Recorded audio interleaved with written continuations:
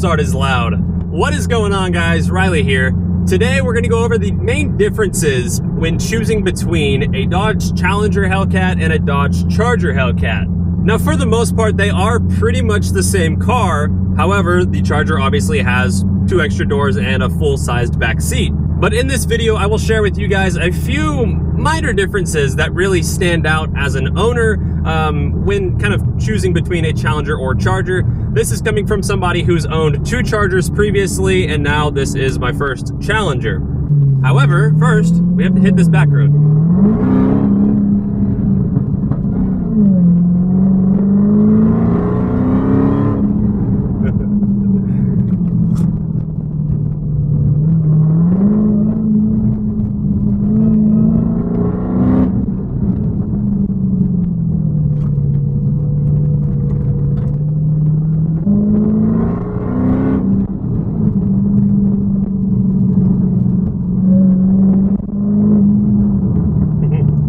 Now, before I share with you guys some of the main differences between the Charger and Challenger after owning both, first I want to talk about a few things that really surprised me about this car that I didn't really expect or think I would find to like before I bought it. First off, the most important aspect about the Challenger is that before I bought this car, I was a little bit worried that, you know, it is a 2-door car.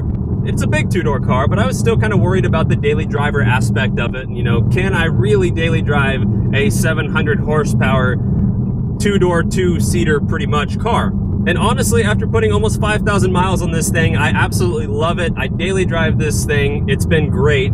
It's really one of those things that really has stood out to me as an owner about, wow, this can be done and it's really comfortable, that you can still go out and have fun with it. It really has turned into pretty much the perfect car for me. So no, it doesn't have a full-size back seat, doesn't have 4 doors, but it still is really a practical car, all things considered.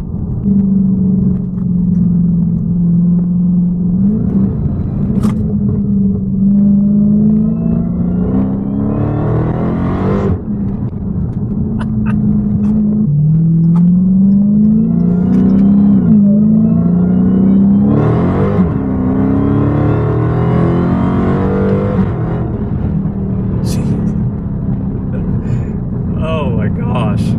All right, that's enough playtime. Let's go ahead and get out of the car and we'll go over some of the differences.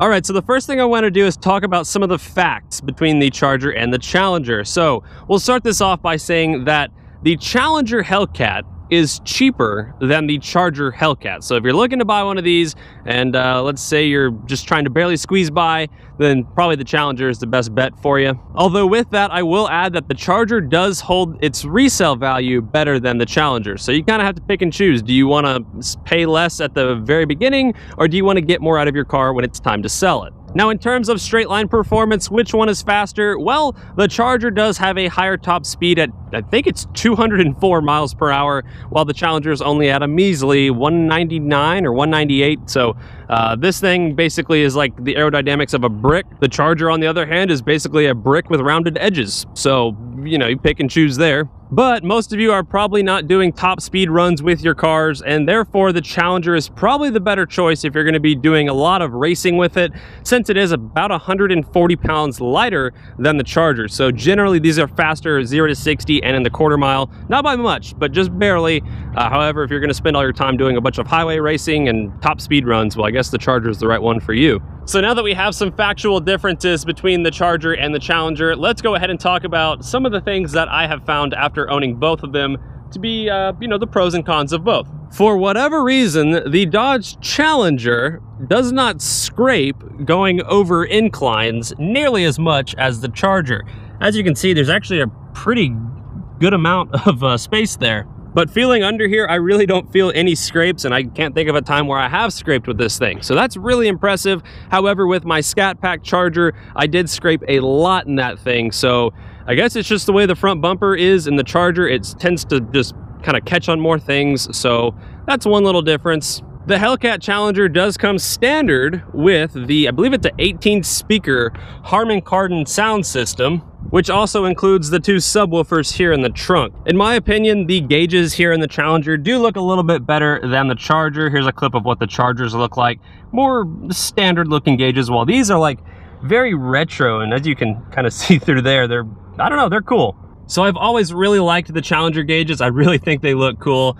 And another thing that I really like about this car is the seating position feels a lot better than the Charger. The Charger is more of a, you kind of sit more upright in that car and everything's just kind of laid out more flat. While here in the Challenger, everything's really angled at the driver, and the way the seating position is, it feels like a more sporty car, if that makes sense. So once again, it's kind of one of those things, you got to pick and choose, what are you using the car for? If you're primarily using it to be your fast daily driver with kids and stuff in the back, Charger's probably the best bet since, well, back seat's not that great. Works pretty good for a helmet though. But if you're wanting the more sporty option, I guess you would call it, then probably the Challenger is what you'd want to go with.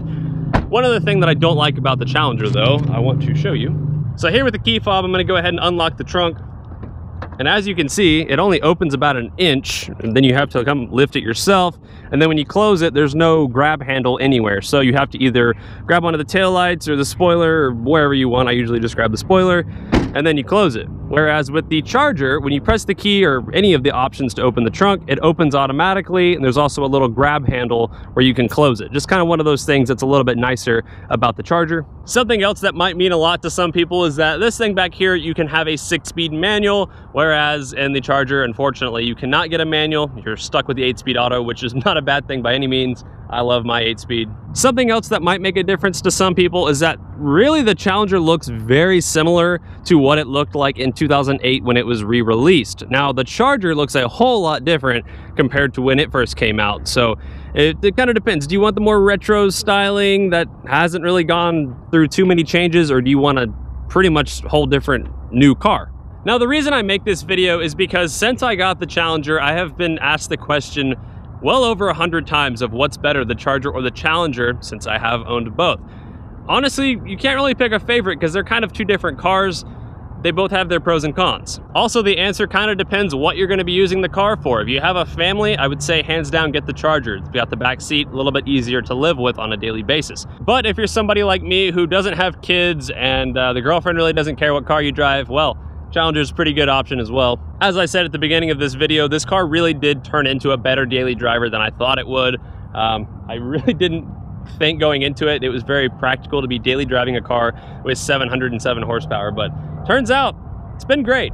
So that's my viewpoint on the Challenger versus Charger thing. However, I will say if you're looking to buy a Scat Pack, I do think the Scat Pack Charger is a better bang for your buck. You do get more options with a Charger Scat Pack than you do with a Challenger Scat Pack. So just kind of something to keep in mind when you're comparing the two. If you haven't already, be sure to check out my video where I basically talked about why I bought a Charger Scat Pack instead of the Challenger Scat Pack. I posted that video probably like 2 years ago when I first got my Charger Scat Pack, and to this day I still think most of those, or pretty much all of those things I said in that video hold true. But if you're looking to buy an RT or a V6 or anything else that I've missed, an SRT, what have you, the choice is really up to you. It just kind of depends. What are you going to use it for? But from somebody who has owned both, they're both extremely good cars. It's kind of incredible what Dodge has been able to do by making such big cars go so fast and also be, you know, so daily friendly and just have all the nice amenities that you would hope to find in a car with, you know, this one like a $70,000 MSRP. So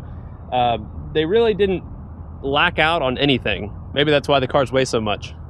But let me know down below in the comments, what do you think is a better buy, the Charger or the Challenger? And let me know why. I actually posted an Instagram poll not too long ago asking people what would they rather have, a Charger Hellcat or a Challenger Hellcat. And I believe it was 54 or 56% of people said they'd rather have the Charger, which I would say that's a pretty reasonable number considering it is a more reasonable car. But that's what my Instagram followers said, so I'd like to hear from my YouTube subscribers. What do you guys think, Charger or Challenger? I know this video may be a bit redundant to some of you who have been around for a long time. However, I have had a lot of recent growth in subscribers of people just, you know, asking the question, hey, what's better? Why did you get this?